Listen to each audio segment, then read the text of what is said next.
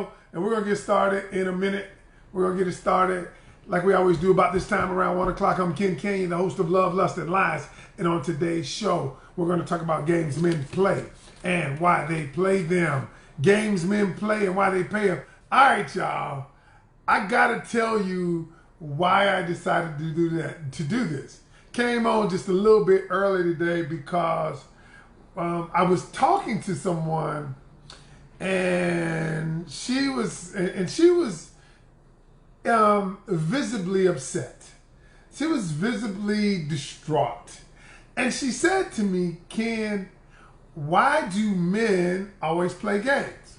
Okay, and I could see she was visibly distraught, and so I didn't give my normal answer, but I did ask her a question. And I said that, do women play games? And she stopped. She said, I ain't talking about women. I said, no, I'm going somewhere with this. And I said, do females play games too? She said, well, yeah. I said, so the question is, why do people play games, right?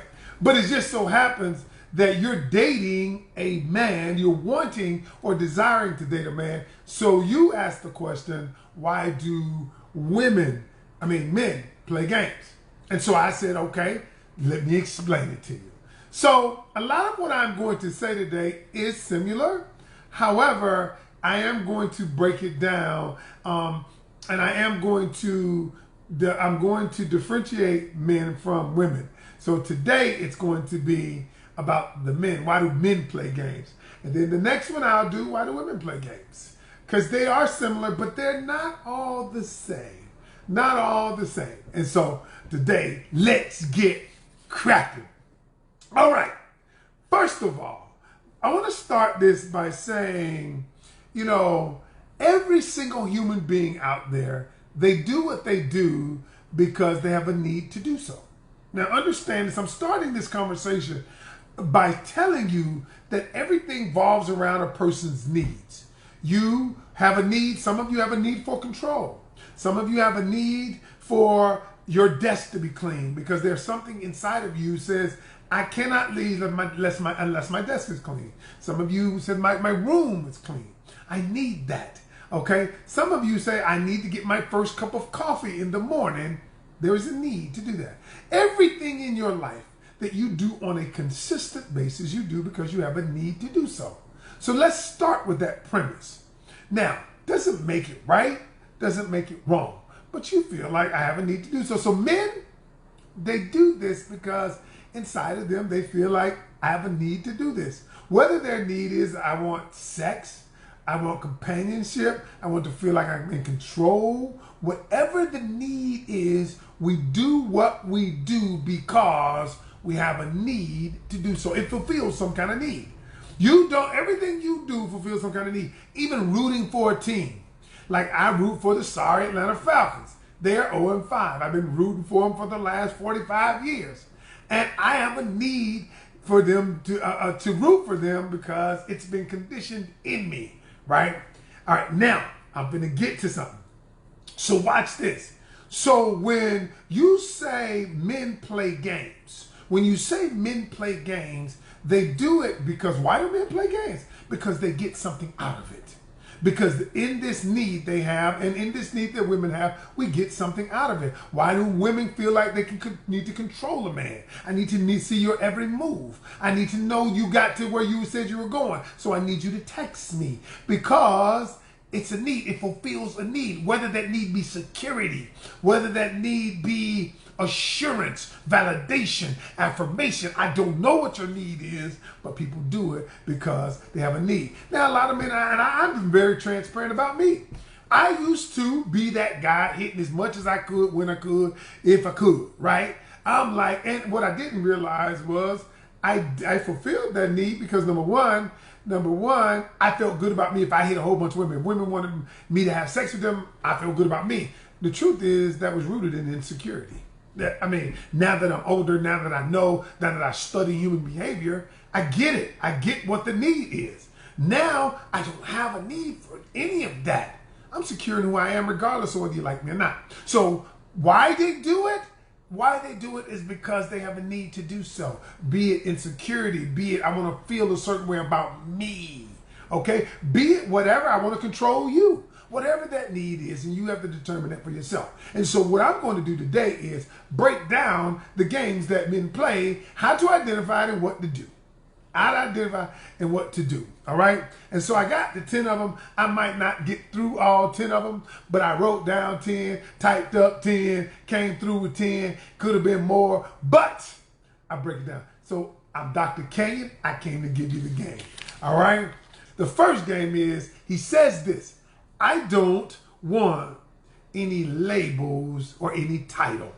Okay? When a man says, I don't want any label or any title, however, I want the things that go with the label and title, but I don't want the title. I don't want the label. I don't want to say we're going together. I don't want to hear the conversation about what are we doing. Now, the truth is, ladies, I don't even think you should be having that conversation anyway beyond the first 8 to 12 weeks, because you're still gathering data.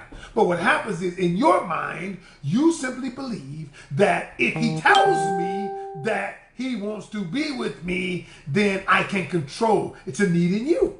You have a need too. But the truth is, when a man says, when you've been in it 5, 6 months, and he says, I don't want no label, I don't want to, what he's trying to do, he's playing mind games. It don't take a man that long to know. It does not, y'all. You 5, 6, 7 months into it, and he's still hitting it. He's still knocking your back out. He's still coming over. You still coming over at late at night. And I told you what that's called. You the pussy delivery girl. And he only calls you at 11 o'clock at night, 11 o'clock at night, and saying, what you doing? What you doing? But yeah, you don't talk to him during the day. Now listen, y'all. I'm simply saying that at the end of the day, that is a mind game. That's a game. He's telling you, I don't want any label. Don't put a label on it. Let's just kick it. Okay? Okay? I'm letting that sink in. That's why I'm doing this. I'm letting that sink in. How many times is it? Now, genuinely, some men say, I don't want a label.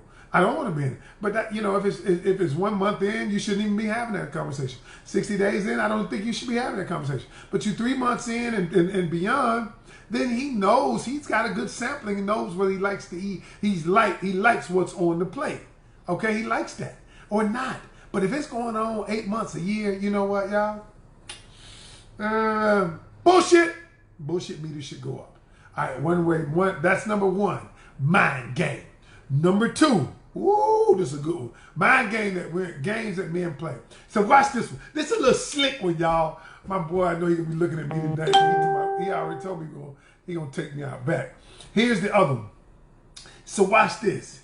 It's all about sex. He either talks about sex openly, he makes innuendos about sex, or what he does is, if he hadn't hit the boots yet, but it's all about sex and not about nothing else, because the conversation always leads back to sex. And then check this out. And then if you ain't trying to give him none, he will guilt you into giving that sex. Guilt you. Oh wow. I mean, I've been taking you out, been this and that, and oh, you don't see me like that. But he wants to guilt you into giving that thing up. Or I'm gonna tell you another little subtle one. It's what we call, he's going to create a subtle comparison with you and someone else so that he can get sex. And so he may say something like this: oh man, that girl texting me. Why she keep texting me? I know she want this, but I ain't really interested. So what he's doing is making it known that someone else wants that. And he said, and then you might be like, well, I'm gonna go ahead and do what I have to do to keep you. Now listen, y'all, if you have to be in competition, who the first one to get that butt up, then that ain't the right competition you need to be in. I get it. We are all in competition. The truth is, we are. I mean, you're trying to present yourself in a light that makes you look better than the next person. I get that. But that kind of comparison, if you do this, it'll put you higher up on the run. If you on the run, if you do this, I'm just saying. All right, games men play. Number 3. Here's another one. Okay, he'll send mixed messages. And one of the things he does with the mixed messages is all right, one thing, he'll say one thing, and then he'll come back and do another. So he'll say, hey, you know, man, I'm about this relationship. I'm about, you know, about family and all of that. But yet, he don't hang out at the family. He's always going off to his partner's house by himself. He's doing, so he'll say one thing and do another. And the reason why that's important is because he wants to present a certain image to you. But now, y'all, I always say, don't listen to what he says, listen to what he does. Don't listen to what he says, listen to what he does. Because I remember when I was like, I'll tell you anything. Because here's why it works, y'all. Because you ladies out there get enamored on how you feel. You get so caught up in how you feel, you will forego anything. The red flags, what a joker say, what he do, anything. All you want is to continue getting that feeling. You want to continue feeling good. And what that is simply the hormones being released. And I often say the love potion, right? There's a love potion, and it's simple. It makes you feel like you're in love. And it's not that you're in love, it's you feel like you're in love when you have oxytocin, which is a bonding hormone. When you have dopamine is a hormone that's released every day, y'all. You ever notice how you put up a like? You put up a post on Facebook, on social media, Instagram, everywhere. And then you keep going back to determine how many likes do you have. And whenever you see more likes, and you keep going back. How many of y'all, did it ever happen to anybody? You know I'm telling the truth. You keep going back, looking at how many likes you have. All that's, and whenever you see more likes, oh, I got 300 likes. There's a dopamine shot that's hit. A dopamine is released in your brain. It's the feel-good chemical. So when you're in a relationship, the dopamine is released.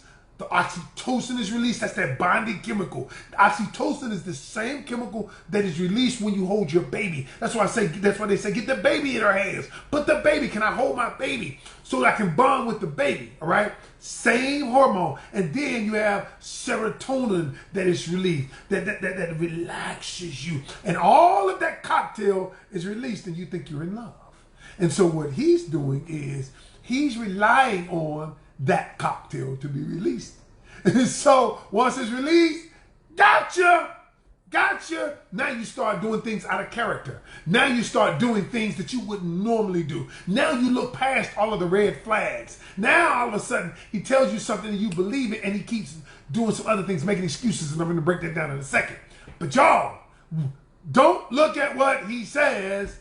Don't hear what he says. Hear what he does. That's number 3.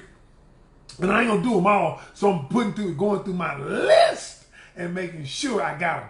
Ooh, number 4. He doesn't make time to be with you. That's simple enough. But I have to explain why it's so simple. He doesn't make time to be with you. So here's the thing. Listen to me carefully. A man trades his time for the thing that he values. I'll repeat it. A man trades his time for the things that he values. If he values his homeboys, he gonna spend time with them. Let me go holler at my homeboys. I'm going to my home. They got something going on with my homeboy. I'm gonna go by. He values his car. He gonna spend time washing it. He values his time in sports. He's gonna go watch the game. If he's not spending time with you, then if he's not spending time with you, he doesn't value you. Y'all, please understand it. This is so true. Do not make excuses for him. Women the same way. If the men on here listening, same thing. A woman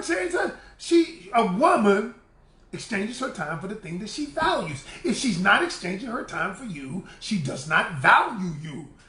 Period. All right. So now, a man, remember this, if he's not trading his time for you, he doesn't value you.